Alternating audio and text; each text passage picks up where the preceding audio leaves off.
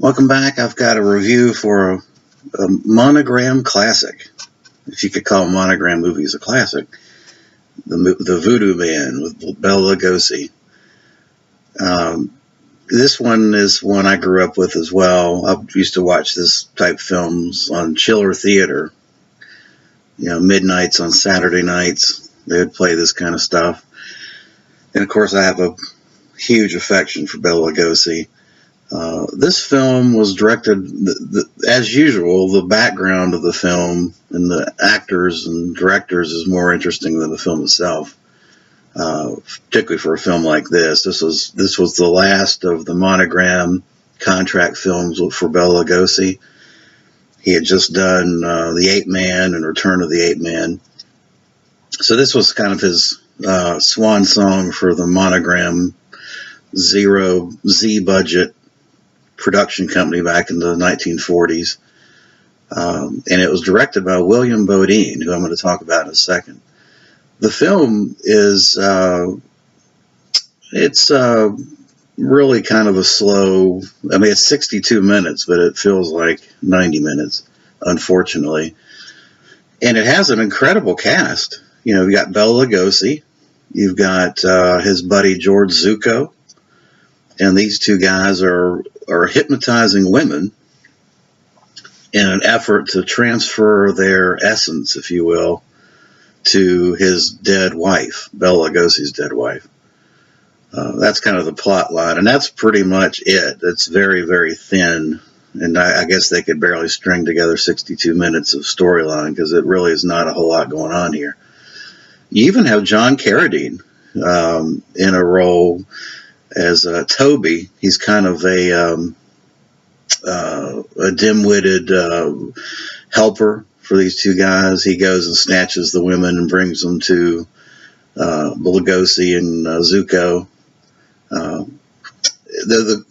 With a cast like that, I would have hoped they could have put these people to better use. The material just isn't a lot to work with, but Bela Lugosi does raise the proceedings as he was often wont to do, with as much dignity as he could possibly muster. He's interesting and mesmerizing whenever he's on screen. There's just not a whole lot to do. He's kind of walking around a house and waiting for women to be brought to him, and then he holds these little seances where he's trying to transfer the essence of women to his dead wife. And then you've got the subplot of a couple trying to figure out what's happening to these women and putting a stop to it. That's about it. A real shame, but it does have a, for people that grew up with Universal Horror and Bela Lugosi and Carradine and Zucco, it does have a quaint charm to it. William Bodine was got a reputation as being one-shot Bodine as the director, because he would just film whatever it was, and no matter how it looked or whatever goofs or gaffes happened during the scene, shoot, cut, we're done. And I think that's a little unfair. Bodine actually was started out in the 20s as predominantly like an assistant director for D.W. Griffith on Birth of a Nation, and he had a huge directorial resume. He was a prolific director in the 20s, early 20s, and then he fell on hard times. He, like a lot of people, I guess he went through bankruptcy. He had an investment in a bank that failed, I guess, in the Depression of the 30s.